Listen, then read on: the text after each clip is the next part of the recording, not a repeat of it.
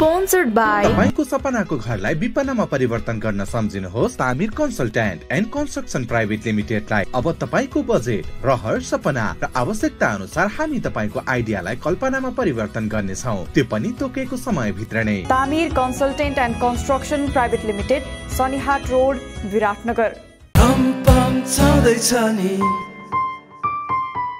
नमस्कार दर्शकवृन्द, दिनभरका देश विदेशका प्रमुख खबरहरू समेटिएको नेपाल टाइम्सको टप 50 बुलेटिनमा यहाँहरूलाई स्वागत छ। म रश्मिता उदास। सुरु गरौं आजका प्रमुख खबरहरू। गृहमन्त्री रवि लामिछाने र श्रम मन्त्री डोल प्रसाद अर्याल विरुद्ध उजुरी, स्वार्थबाजी नै मन्त्रालयको जिम्मेवारीमा रहेको भन्दै मन्त्री परिषदको कार्यालयमा युवराज सफलद्वारा उजुरी दर्ता। तत्काल जिम्मेवारी हेरफेर नगरे प्रधानमन्त्री समेतलाई विपक्षी बनाएर कानूनी उपचारमा जाने चेतावनी।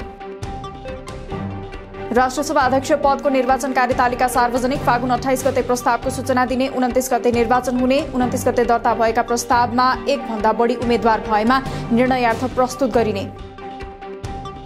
राष्ट्रसभा अध्यक्षमा माओवादी केन्द्रले नारायण दाहाललाई र नेपाली कांग्रेसले युवराज शर्मालाई उम्मेद्वार बनाउने निर्णय। राष्ट्रसभा अध्यक्षको निर्वाचनका लागि भोलि उम्मेदवारी दर्ता।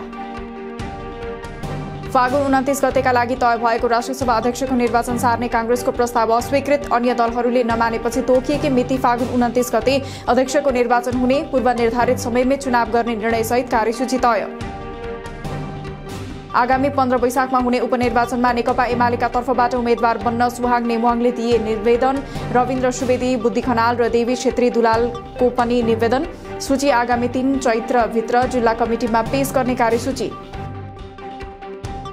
मधेस केन्द्रित दलहरू जनमत पार्टी, तमलोपा र जनता प्रगतिशील पार्टी बीच कार्यगत एकता। जनमत अध्यक्ष सीके राउत, जनता प्रगतिशीलका हृदय त्रिपाठी र तमलोपाका अध्यक्ष वृषेश चन्द्र लालद्वारा संयुक्त रूपमा विज्ञप्ति जारी गर्दै 7 बुँदे सहमतिसहित कार्यगत एकताको घोषणा। बदलिएको परिस्थितिलाई ध्यानमा राखेर काम गर्न कर्मचारीहरूलाई प्रधानमन्त्री प्रचण्डको निर्देशन। राजनीतिक समीकरण बदलिएकोतर्फ संकेत गर्दै अब तयार हुने नयाँ न्यूनतम साझा कार्यक्रम अनुसार काम गर्नुपर्नेमा जोड। प्रधानमन्त्री प्रचण्डद्वारा जसपालाई समेटेर मन्त्री परिषद विस्तार। जसपा पार्टी अध्यक्ष उपेन्द्र यादवलाई उपप्रधान तथा स्वास्थ्य र नवल किशोर शाहलाई वन मन्त्रालयको जिम्मेवारी। जसपाकै दीपक कार्की स्वास्थ्य राज्यमन्त्री, आजै शपथ। स्वास्थ्य सेवालाई सहज र सबैको पहुँचमा पुर्याउनु नै चुनौती भएको स्वास्थ्य मन्त्री उपेन्द्र यादवको भनाई। अस्पतालमा परीक्षण वा सर्जरीका लागि अनलाइन वा डिजिटल प्रविधि मार्फत घरबाटै समय लिन सक्ने व्यवस्था गर्ने निर्णयमा हस्ताक्षर। नवनियुक्त वन मन्त्री नवल किशोर शाह सुडीले गरे पद बहालीपछि संघीय मन्त्रालय र सातै प्रदेशका वन मन्त्रालय बीच समन्वयका लागि समन्वय अधिकृत तोक्ने पहिलो निर्णयमा हस्ताक्षर। राष्ट्रपाले सरकारमा गएका मन्त्रीसँग प्रत्येक आइतबार छलफल गर्ने। पार्टीबाट सरकारमा गएका मन्त्रीहरूको कार्य प्रभावकारी बनाउनका लागि मन्त्रीसँग सातामा एकपटक छलफल राखिएको उल्लेख। छलफलमा उपसभापति डाक्टर स्वर्णिम वाग्ले र महामन्त्री ढकाल सहभागी हुने। राष्ट्रसभा अध्यक्ष पदका लागि हुने निर्वाचन नजिकिएका बेला प्रमुख प्रतिपक्षी कांग्रेस राष्ट्रसभा संसदीय दलका नेता कृष्ण प्रसाद सिटौला सहित नेताहरूले प्रधानमन्त्री प्रचण्डलाई भेटे। कांग्रेस पार्टीलाई धोका दिएर अब सजिलो गरी चल्छ भन्ने नसोच्न चेतावनी। प्रधानमन्त्री प्रचण्डले गठबन्धन तोडेर दिएको धोकाको जवाफ आगामी दिनमा मतदाताले दिने, कांग्रेस उपसभापति पूर्णबहादुर खड्काको तर्क। कांग्रेससँगको गठबन्धन तोड्नुको कारण प्रचण्डले राजनीतिक रूपमा केही बताए पनि मतदाताले आफूसँग गरेको वाचाको जवाफ खोज्ने उल्लेख। अब कसैले पनि चुनाव भन्दा अघि गठबन्धन गर्ने बारेमा कल्पना नगर्ने कांग्रेस महामन्त्री गगन कुमार थापाको भनाई। चुनाव अघि गठबन्धन भन्दा कसले कसलाई धोका दिन्छ भन्ने हिसाब किताब नै नहुने स्थिति आएको तर्क। महिला बालबालिका मन्त्री भगवती चौधरी अमेरिका भ्रमणमा नजाने, प्रधानमन्त्रीले छिट्टै विश्वासको मत लिने तयारी गरेकोले भ्रमण रोकिएको उल्लेख। मन्त्रालयका सचिव सुमन राज अर्यालको नेतृत्वको टोली न्युयोर्क प्रस्थान। आफ्नो शक्ति राजनीतिक नेतृत्वलाई नसुम्पिन प्रहरी उच्च अधिकृतहरूलाई गृहमन्त्री रवि लामिछानेको निर्देशन। तस्कर, गुण्डा र अपराधीसँग प्रहरी उभिएको र हात मिलाएको दृश्य देख्नु नपरोस् भन्दै अधिकृतहरूलाई दिए चेतावनी। नागरिक उन्मुक्ति भित्रको विवादले सुदूरपश्चिम प्रदेश सरकारमा पार्टीबाट मन्त्री बनेकाहरू अप्ठ्यारोमा, मन्त्री रहिरहन दिने कि फिर्ता बोलाउने भन्नेमा अध्यक्ष रञ्जिता चौधरी र नेता रेशम चौधरी बीच मतभेद। नेपाल समाजवादी पार्टीका अध्यक्ष बाबुराम भट्टराईले अब हुने आम चुनावमा गोर्खा क्षेत्र नम्बर 2 बाट उम्मेदवारी दिने, पुराना शक्तिहरूसँग भन्दा पनि नयाँ शक्ति तथा अभियानसँग सहकार्य गर्ने तयारी। एमाले माओवादी सहितको वर्तमान सत्ता गठबन्धन 2084 सालको चुनावसम्मै कायम रहने एमाले वरिष्ठ उपाध्यक्ष ईश्वर पोखरेलको भनाई। सकारात्मक अवस्था रहिरहे भविष्यमा वामपन्थी एकता समेत हुने उल्लेख। पार्टी कार्यालय धुम्बाराई स्थित केन्द्रीय कार्यालयमा अध्यक्ष राजेन्द्र लिङदेनको कार्यकक्षबाट निस्कने क्रममा राप्रपा नेता ठाकुर मोहन श्रेष्ठमाथि कुटपिट आक्रमण आपराधिक घटना भएको राप्रपाको ठहर, संलग्नलाई कारबाही गर्न प्रहरीलाई आग्रह गर्ने निर्णय। अमेरिकी राजदूत डीन थम्पसनद्वारा एमसीसी परियोजना समयमै सक्न नेपाल सरकारको ध्यानाकर्षण। एमसीसी परियोजनाको काम सुरु भइसकेको भन्दै समयमै सम्पन्न गर्न सरकार प्रतिबद्ध रहेको अर्थमन्त्री वर्षमान पुनको जवाफ। संक्रमणकालीन न्याय सम्बन्धी विधेयक छिट्टै टुङ्गो लाग्नेमा पनि राजदूतको विश्वास। कोशी प्रदेशका वन क्षेत्रभित्र पक्की संरचना बनाउन अब प्रतिबन्ध। वनको प्राकृतिक अवस्था कायम राख्न सिमेन्ट र छड प्रयोगलाई कानूनी रूपमा नै निषेध गरिएको वन मन्त्रालयका सचिव विशाल घिमिरेको भनाई। बचतकर्ताको करिब 4 करोड रुपैयाँ अपचलन गरेर फरार रहेका दिव्य शान्ति बचत तथा ऋण सहकारी संस्था काठमाडौँका अध्यक्ष कृष्ण महर्जन चितवनबाट पक्राउ, हाल जनसेवा प्रहरीको नियन्त्रणमा।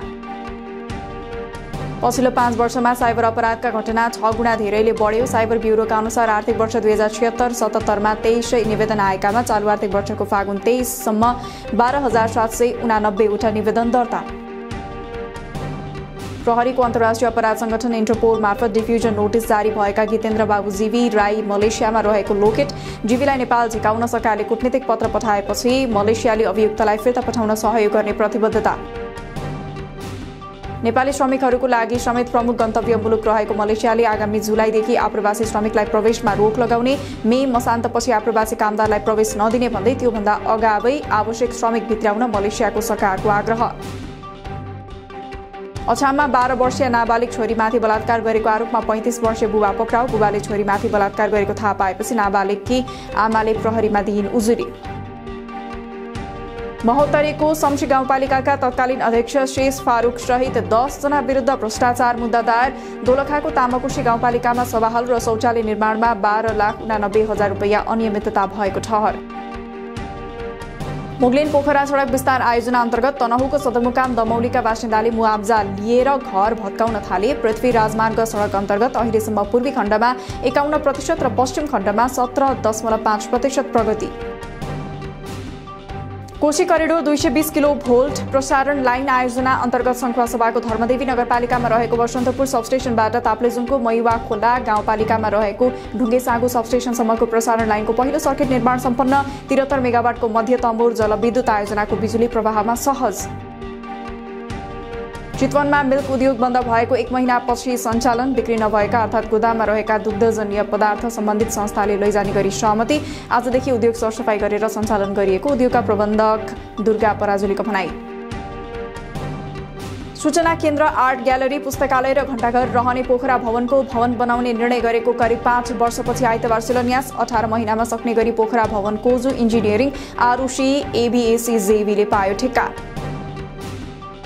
सत्ता गठबन्धन र मन्त्रीहरू परिवर्तन भए पनि लगानी सम्मेलनको तयारीमा कुनै असर नपरेको लगानी बोर्डको भनाई। आउँदो वैशाखको 16 र 17 गते नेपालमा तेस्रो लगानी सम्मेलन हुँदै वैदेशिक लगानी भित्र्याउन सम्मेलनलाई निकै महत्त्वका साथ हेरिँदै। लगानी सम्मेलन सफल बनाउनका लागि सरकारले कूटनीतिक पहल गर्न आवश्यक रहेको पूर्व अर्थमन्त्री डाक्टर युवराज खतिवडाको भनाई। लगानी सम्मेलनको सरकारले औचित्य पुष्टि गर्न सक्ने अवस्था नभएको तर्क। अन्तर्राष्ट्रिय बजारमै सुनको मूल्य बढेसँगै नेपाली बजारमा सुनको भावमा फेरि नयाँ रेकर्ड। सुनको भाव आज अहिलेसम्मकै उच्च प्रति तोला 1,26,000 रुपैयाँ पुग्यो। चाँदीको भाव पनि तोलामा 5 रुपैयाँले बढेर 1,475 रुपैयाँ तोकियो। शिक्षा र भ्रमणका लागि नेपालीद्वारा चालु आर्थिक वर्षको 7 महिनाभित्र विदेशमा 1 खर्ब 4 अर्ब रुपैयाँ खर्च। 66 अर्ब 64 करोड मात्र शिक्षामा खर्च। नेपालमा पर्यटकबाट हुने आमदानी भने 7 महिनामा 45 अर्ब 40 करोड पुग्यो। चालु आर्थिक वर्षको 7 महिनामा विदेशी विनिमय सञ्चित 20% ले बढ्यो। चालु आर्थिक वर्षको 7 महिनाको आयात आधार मान्दा ब्याङ्किङ क्षेत्रसँग रहेको विदेशी विनिमय सञ्चित 14.7 महिनाको वस्तु आयात र 12.3 महिनाको वस्तु तथा सेवा आयात धान्न पर्याप्त रहने। नेपालमा मासिक 120 अर्ब रुपैयाँ रेमिटेन्स भित्रिएको राष्ट्र ब्याङ्कको तथ्याङ्क। साउन माघसम्म 8 खर्ब 39 अर्ब रुपैयाँ रेमिटेन्स नेपाल भित्रियो। माघसम्म नयाँ श्रम स्वीकृति लिनेको संख्या 2,47,012 जना पुग्यो। उच्च गतिको विप्रेषण रेमिटेन्स वृद्धि रोकिँदा माघमा चालु खाताको वृद्धि पनि रोकियो। चालु आर्थिक वर्षको 7 महिनामा पुँजीगत ट्रान्सफर 29% ले घटेर 3 अर्ब 80 करोड कायम। शोधानान्तर बचत 3 खर्ब नजिक। माघ महिनामा उपभोक्ता मूल्य वृद्धि 5.01% झर्यो। पेय पदार्थ समूहको मूल्य वृद्धि 6.51% र गैर खाद्य तथा सेवा समूहको मूल्य वृद्धि 3.85% रहेको राष्ट्र बैंकको विवरणमा उल्लेख। साताको पहिलो दिन आइतबार शेयर बजारको परिसूचक नेप्से 1.08% बढ्यो। 22.10 अङ्कले नेप्से बढेपछि 2052 अङ्कमा पुग्यो। आजै कुल 2 अर्ब 92 करोड रुपियाँको शेयर खरिद बिक्री। वर्षाका कारण खेल रद्द भएपछि त्रिदेशीय टी20 क्रिकेट श्रृङ्खलामा नेपाल र हङकङले 1-1 अङ्क बाँडे। आगामी मंगलबार पीएनजीले नेपाल र हङकङ दुवै टोलीसँग खेल्ने। बुधबार फाइनल हुने। तालिकामा तेस्रो हुने टोलीले हङकङ ए सँग टी20 खेल्ने। भारतलाई हराउँदै बंगलादेशले 16 वर्ष मुनिको महिला साफ च्याम्पियनशिपको उपाधि जित्यो। सातो बाटोमा रहेको एन्फा मुख्यालयको परिसरमा आज भएको फाइनल खेलमा बंगलादेशले भारतलाई पेनाल्टी सुटआउटमा 3-2 गोलले हरायो। विराटनगरमा जारी कोशी प्रदेश ट्रफी पेप्सी राष्ट्रिय टी20 क्रिकेटमा नेपाल पुलिस र आर्मी विजयी। पुलिसले गण्डकी प्रदेशलाई 4 विकेटले पराजित गर्दा आर्मीले मधेसलाई 7 विकेटले हरायो। सोमबार सुदूरपश्चिम र बागमती तथा कोशी र एपीएफ बीच खेल हुने। नाइजेरियामा गएको बिहीबार अपहरणमा परेका 252 विद्यार्थीको खोजी चलिरहँदा शनिबार थप 19 जना अपहरणमा परे। नाइजेरियाली सेना, प्रहरी र स्थानीय खोजी टोलीले अपहरणमा परेका बालबालिकाको खोजी गर्दै। वाइफाई नेटवर्कको नाम युक्रेनको समर्थनमा राखेको आरोपमा रुसका एक विद्यार्थीलाई जेल सजाय। आफ्नो वाइफाईको नाम स्लावा युक्रेन अर्थात् युक्रेनको जय होस् राखेका मस्को स्टेट युनिभर्सिटीका विद्यार्थीलाई अदालतले सुनायो 10 दिनको जेल। पाकिस्तानको राष्ट्रपतिमा सत्तारूढ गठबन्धनका उम्मेद्वार आसिफ अली जरदारी विजयी। जरदारीलाई सिनेट र नेशनल एसेम्ब्ली लगायत संसदको 2 सदनको संयुक्त सत्रमा 255 मत प्राप्त। स्विडेन र क्यानाडाद्वारा प्यालेस्टाइनी शरणार्थीहरूका लागि पुनः सहायता प्रदान गर्न सुरु। संयुक्त राष्ट्रसङ्घको एजेन्सीले आफ्ना कर्मचारी र खर्चको थप कडा अनुगमन गर्ने बाचा गरेपछि स्विडेनले प्रारम्भिक रूपमा $19 मिलियन सहायता पठाउने तयारी। भारतमा खाना पकाउने ग्यासको मूल्य घटाइयो। एलपीजी ग्यासको मूल्य 100 भारतीय रुपैयाँले घटाएको घोषणा। एलपीजीको मूल्य कटौतीले करिब 33 करोड घर परिवारलाई फाइदा पुग्ने आकलन। र चीनको शीर्ष राजनैतिक बैठकमा इन्टरनेटमा भर्चुअल प्राइभेट नेटवर्क VPN प्रयोग नियन्त्रण बारेमा बहस। VPN प्रयोग रोक्ने प्रयास भए पनि नसकिएको अधिकारीहरूको भनाई। राज्यले राष्ट्रियताका विषयमा जोखिम सिर्जना गर्ने साइबर स्पेसलाई नियन्त्रण गर्नु महत्त्वपूर्ण रहेकोमा जोड। दिनभरका देश विदेशका प्रमुख खबरहरू समेटिएको नेपाल टाइम्सको टप 50 बुलेटिन अहिलेलाई सकियो। हामी भोलि फेरि टप 50 समाचारका साथ उपस्थित हुने नै छौँ। नेपाल टाइम्सको युट्युब च्यानल सब्स्क्राइब गरिदिनु भएकोमा र फेसबुक पेज लाइक गरिदिनु भएकोमा धन्यवाद। ताजा खबरहरू नेपाल टाइम्सको अनलाइन पोर्टल www.nepaltimes.net मा पनि गएर हेर्न सक्नुहुनेछ। नेपाल टाइम्स हेर्दै गर्नुहोला। नमस्कार।